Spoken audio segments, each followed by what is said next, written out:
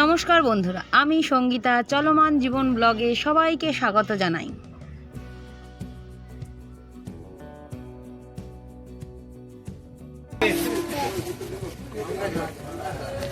নমস্কার বন্ধুরা, আমরা এখন যাচ্ছি বাবাধামের উদ্দেশ্যে। সকাল সকাল বর্ধমান থেকে 7:15 লোকালে চেপে পড়েছি। এই যে ট্রেন ছেড়েও দিল, একদম পারফেক্ট টাইমে ট্রেন ছেড়েছে। দেখা যাক আপনাদের সঙ্গে ওখানে গিয়ে কী করলাম কি না করলাম সব শেয়ার করব। এই সবে আমরা বেশিদিন স্টেশনে পৌঁছলাম। ট্রেন একটু লেট করে ছেড়েছে, 11:38 মতো টাইম ছিল। আমরা মোটামুটি ওই 1:05-10 নেমেছি। এবার আমরা যাব হোটেলে, তারপর কোথায় যাচ্ছি সেটা আপনাদের দেখিয়ে দেবো। ততক্ষণ পর্যন্ত টাটা।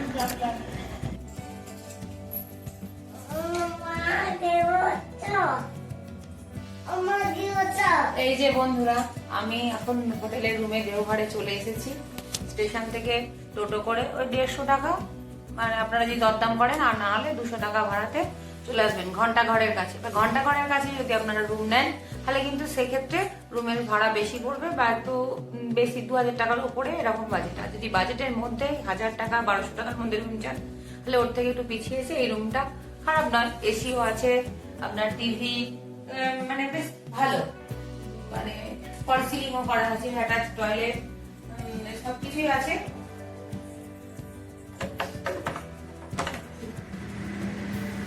গিজারও আছে।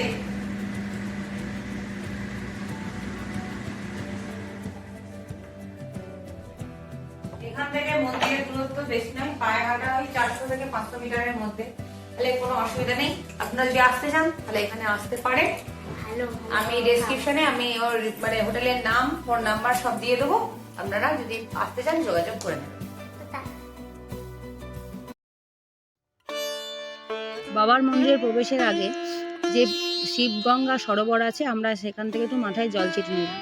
বাবার মন্দিরে ঢোকার আগে এখানে অনেকেই স্নান করে ডন্ডি কেটে বাবার মন্দিরে প্রবেশ করেন, কিন্তু শীতকালের দিনে সন্ধ্যাবেলায় সেটা আমাদের পক্ষে করা একদমই ইম্পসিবল ছিল।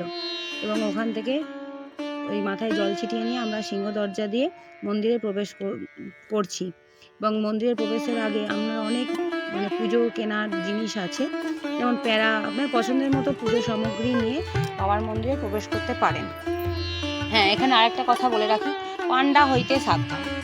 কারণ আমরা এখানে পান্ডার কবলে একটু পড়েছিলাম, কিন্তু নিজেদের ইয়েতে সেটা বাঁচিয়ে নিয়েছি।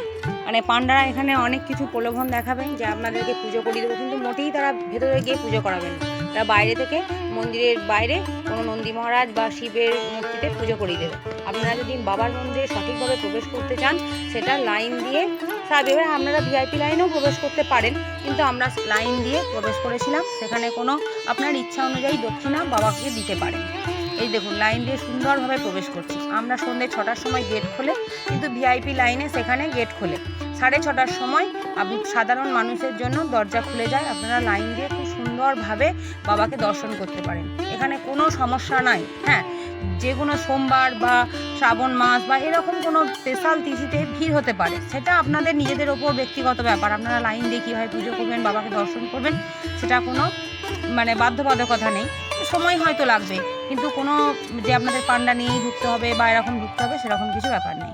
এ দেখুন, আমরা মন্দিরের ভেতর চলে এসেছি। আপনাদের ইচ্ছা অনুযায়ী, মনের বাসনা কামনা অনুযায়ী আপনারা দক্ষিণা দিতে পারেন বাবাকে। মন ভরে প্রাণ ভরে দেখুন, এখানে কোনো সমস্যা নাই, কোনো কিছু হয় না। হ্যাঁ, পকেট মারি কেপ মারি হতে সাবধান, এটা তো প্রত্যেকটা জায়গাতেই লেখা থাকে। এ দেখুন, একদম বাবাকে ছুঁয়ে বাবাকে করে পুজো করা যাবে।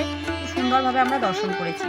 এবং এখানে আরেকটা স্পেশালিটি হচ্ছে, মানে বেনারসে যেমন আরতি হয় সেই স্টাইলে মা পার্বতীর মন্দির থেকে বাবার দিকে মুখ করে আরতি হচ্ছে। এখানে নাকি শোনা যায় যে 51 পীঠের একটা অন্যতম পীঠ, মায়ের নাকি হৃদয় এখানে পড়েছিল। এখানে আরো বেরিয়ে পড়ে প্রাণ ভরে গেল। এই যে কর্তামশাই, আমার 2 ছেলে, এই যে আমরা এবার গাড়িতে উঠবো। দেখা যাক সাইড সিনে কী কী আছে। বাবু উঠে পড়ো। দেওঘরের 5টা সাইড সিন ঘোরার জন্য আমরা বেরিয়ে পড়েছিলাম 4 টাকা নিয়ে। এখানে অটো করা যেত, কিন্তু শীতকালের জন্য আমরা অটো নিইনি। অটোতে দামটা একটু কম পড়তো হয়তো, কিন্তু আমরা 4 টাকা নিয়েছিলাম। মূল্য পড়েছিল 2000 টাকা। তো আমাদের প্রথম ডেস্টিনি ছিল বাবা বাসুকীনাথ ধাম। দেওঘরের বাবাকে দর্শন করার পরে বাবা বাসুকীনাথ না গেলে নাকি মানে যাত্রা পূর্ণ হয় না। এই দেওঘর থেকে বাসুকীনাথের দূরত্ব হচ্ছে 45 কিলোমিটার। বাসুকীনাথ দর্শনে এখানে নাকি এটা বলা হয় যে বাসুকীনাথ দেব আর বৈদ্যনাথ হচ্ছেন যমজ ভাই বা এরকম কিছু কথিত আছে। এখানে অনেক মন্দির আছে, ছোট ছোট অনেক মন্দির, যেমন ধরুন দুর্গার যে দশাবতারের সেরকম রূপও আছে। এই যে বাবার মন্দিরে ঢুকে বাবাকে মাথায় জল ঢাললাম। এখানে ওই যে আপনার ইচ্ছা অনুযায়ী আপনি পূজা কিনে নিতে পারেন, দিয়ে সুন্দরভাবে লাইন দিয়ে পুজো দিলেন। এখানেও বলে রাখি, পান্ডা হইতে সাবধান। পান্ডা এখানেও অনেক প্রলোভিত করবে, অনেক কিছু করবে, অনেক কিছুই বলবে, কিন্তু আপনি ঢুকে ভেতরে ব্রাহ্মণ দিয়ে সুন্দরভাবে পুজো করতে। এখানে আরেকটা জিনিস দেখলাম, অনেকে হয়তো তার দোষ ফোষ কিছু কাটানোর জন্য বা নিজের নামে কোনো পুজো টুজো দেখলাম দিচ্ছে। এবং তারপরের ডেস্টিনি হচ্ছে ত্রিকুট পাহাড়। এখানে আবার বাঁদরের উৎপাত হইতে সাবধান। বাঁদর আপনার যদি 4 চাকা নিয়ে যান, জানলা একদম খুলবেন না।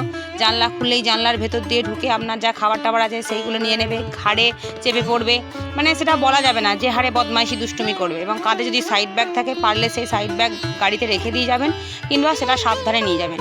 ফোন টোন দরকারি জিনিস, মানে পাহাড়টা সত্যিই সুন্দর। এখানে রোপওয়েও ছিল, কিন্তু রোপওয়ে আপাতত এখন বন্ধ আছে।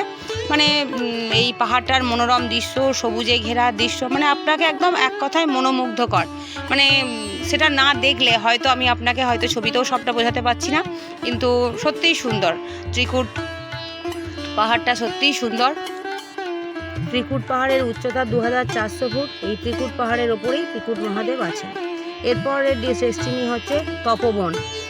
ত্রিকুট পাহাড় থেকে তপোবন যাওয়ার পথে রাস্তায় শ্রী দুর্গা হোটেলে আমরা দুপুরের লাঞ্চ সারলাম।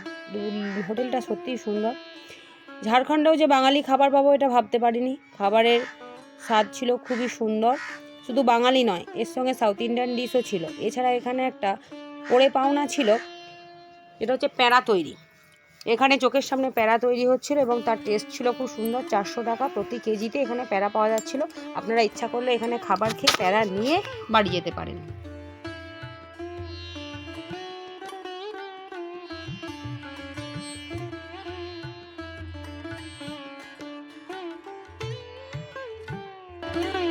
দেওঘর থেকে তপোবনের দূরত্ব হচ্ছে 9.5 কিলোমিটার। ট্রেকিং করে ওপরে উঠবেন।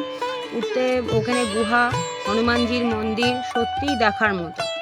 এবং ওপরে উঠে ওপর থেকে নিচের যে ভিউ, সেটা একদম মানে সত্যি অসাধারণ। তবে এখন অনেক সিঁড়ি করে দিয়েছে, সিঁড়ি দিয়ে উঠবেন, এমনি উঠতে কোনো অসুবিধা নাই। নামার সময় উল্টো দিকের পাহাড় দিয়ে ওঠার সময় একটু সাবধানে উঠবেন। আর এখানে গাইড আপনাদের ইচ্ছা নিতেও পারেন, নাও নিতে পারেন, তবে আপনার পিছনে পোঁ ধরে থাকবে গাইডগুলো। আর এখানেও হনুমানের উৎপাত। এই দেখুন টপ ভিউ ওপর থেকে কত সুন্দর লাগছে। আমরা দাঁড়িয়ে একটু ছবিও তুলে নিলাম। মানে এক কথায় অসাধারণ। হনুমানজির মন্দিরটাও খুব সুন্দর। এখানে ছোটোখাটো অনেক কিছু মন্দির দেখতে পাবেন। গুহার মধ্য দিয়ে ঢুকবেন, পাহাড়গুলো, পাহাড়ের মানে সত্যি প্রাকৃতিক দৃশ্যটা এক কথায় অনবদ্য। এবার গেলাম আমরা নলাখা মন্দির। নলাখা মন্দির 1941 সালে রানী চারুশীলা দেবী মন্দিরটি তৈরি করেছিলেন। দেওঘর স্টেশন থেকে 2 কিলোমিটার দূরে এই মন্দিরটি অবস্থিত। 9 লাখ টাকা খরচা করে মন্দিরটি তৈরি হয়েছিল বলে নাম হয়েছে নলাখা মন্দির। এই যে মূর্তিটা দেখছেন, এটাই সেই মহান মানে ব্যক্তি চারুশীলা দেবী। ইনি মন্দিরটি প্রতিষ্ঠা করেছিলেন। মন্দিরের মনোমুগ্ধকর পরিবেশ আপনাকে সত্যি মুগ্ধ করবে। এবং এই মন্দিরের মূল আরাধ্য দেবতা হচ্ছে রাধাকৃষ্ণ। এরপরে শেষ ডেস্টিনি আমরা গিয়েছিলাম সৎসঙ্গ। সৎসঙ্গে বেশিক্ষণ ছবি তোলা আমাদের বা ঘোরা সম্ভব ছিল না, কারণ প্রার্থনার সঙ্গে শুরু হয়ে গিয়েছিল। ওটা দেখি আমরা রুমে ফিরে এসেছিলাম।